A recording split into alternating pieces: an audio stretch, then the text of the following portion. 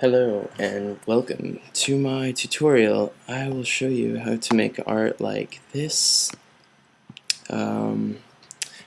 It's really not a very time-consuming process. All you have to do is get a drawing first. I prefer micron pens. You can do ink washes and stuff with India ink, but I prefer to go that route. Alright, well, I'll show you how to do this.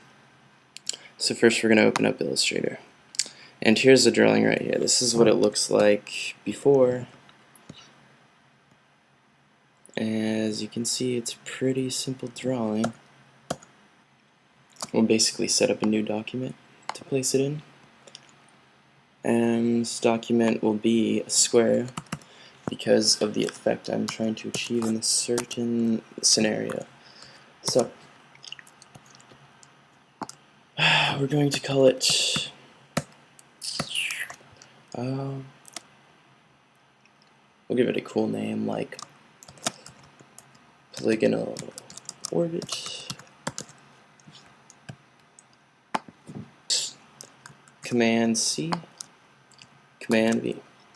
Alright. So, you're going to shift click to be able to get it to the right size. You're going to want it exactly 1/4 of the size. So, go ahead and do this. Live trace it first. So you'll take it in live trace and it'll make it solid. This is what I always use for drawings. Alright. What we're going to do with this is we're going to copy paste 4 separate times. So I'll just rotate all these 90 degrees each. Okay. Now you don't want your image to get too, you want the file size to be too large. So, alright, so you're gonna have your, you have your 4 squares. So, rotating them all in different ways. We're gonna set this one to, let's go 180. Let's do 180. And there. Okay. You'll see as we go on, it will look more and more like an actual pattern. The reason my drawings have a certain look to them is the fact that I mainly am able to just like keep them the way they are at the start and just live trace it to a certain extent, so it still looks like it was made by hand, and that's the effect I want. If you want to get these lined up perfectly, you can. It's very difficult, but so we'll do a little work with that. And I don't like edges to be too defined. Next, I will basically get a picture, original picture I've taken with my Samsung, and it's huge. It's a huge file, and what I'm trying to achieve is I want this image to look like the Louvre.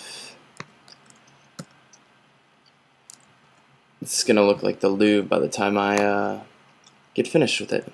So I'm gonna shrink it down to the exact height and length that we want. And that looks good. I won't put any effects on it because the image is vivid already. So I copy and paste.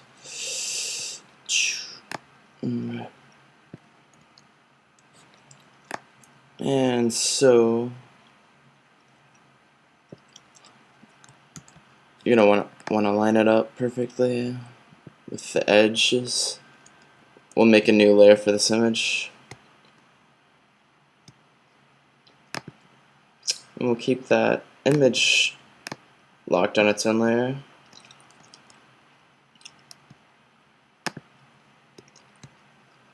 Alright, go ahead and select it. And what we're going to do right here is go to transparency. You can use any of these to get whatever effect you're going for. So go for darken. It's a very simple one. We're going to go for the right one though. So color dodge might work. And it won't because the picture under it's black and white, so we can add color later. So the top three are going to be the ones that you want. And looks like multiplier darken is the best option for this one. It really just depends on what you're going for. That's a nice filter too. So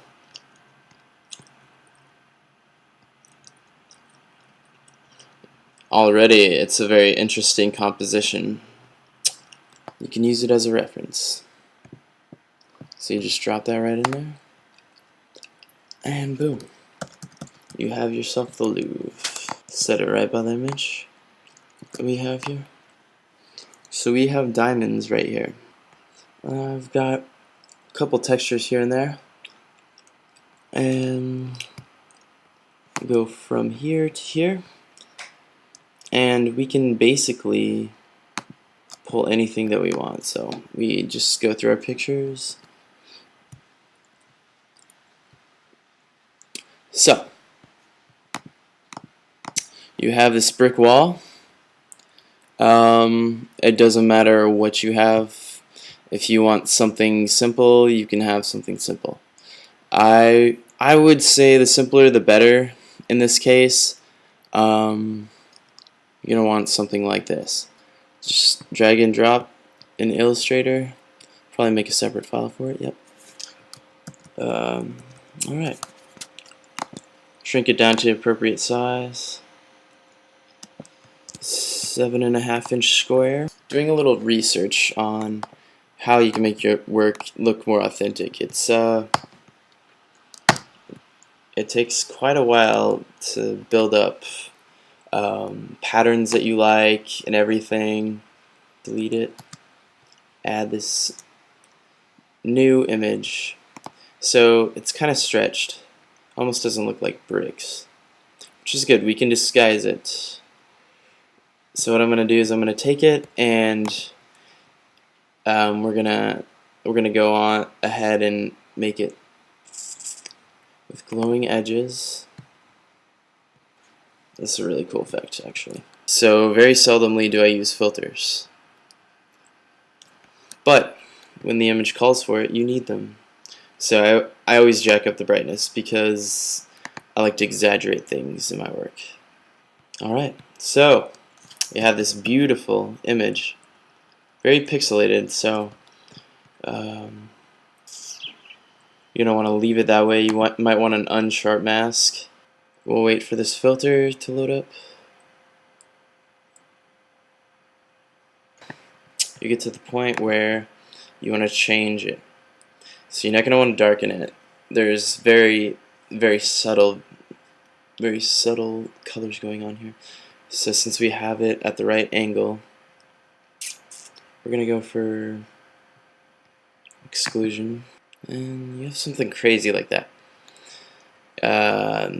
Probably not going to want to do exclusion. Something more fun than that. Color burn's always a good one.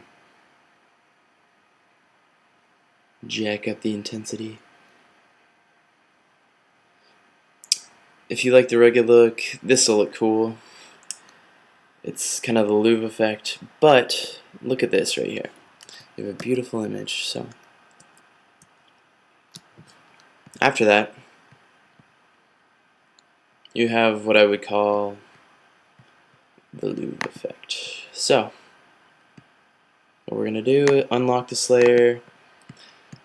We want to blend this image because the other one isn't as, it's just not as, doesn't have as much darkness. So what we're going to do is we're going to take the opacity down. I would say 70% is good, something like this. Yeah, it's okay. When you print it out, you don't want it to look too pixelated, so probably try to blend a little bit better. Multiply looks fairly good. Screen's the best. Leave screen's the best. Yep. And you can honestly just jack it up to 100 and you'll get this effect. So take it down a little bit. And after that, you're gonna want to use, you don't want to refrain from adding any more texture. So lock everything up. And the last part is pretty simple. Add another layer. You're going to want the fill to be the opposite color. So we had a lot of yellow, we had a lot of red in that picture. So you're going to want to go to the other side of the color wheel. I would say that's about the color it was. About that. Honestly, you could go through this all day and never be satisfied. But something like this is great when it works out like this. Happy mistakes. This is what it's all about. So I use color burn for that happy mistake I just made. So you could use that. We're just going to go through all these before we finally decide on what we want to use. So nothing at this point is looking that great to me.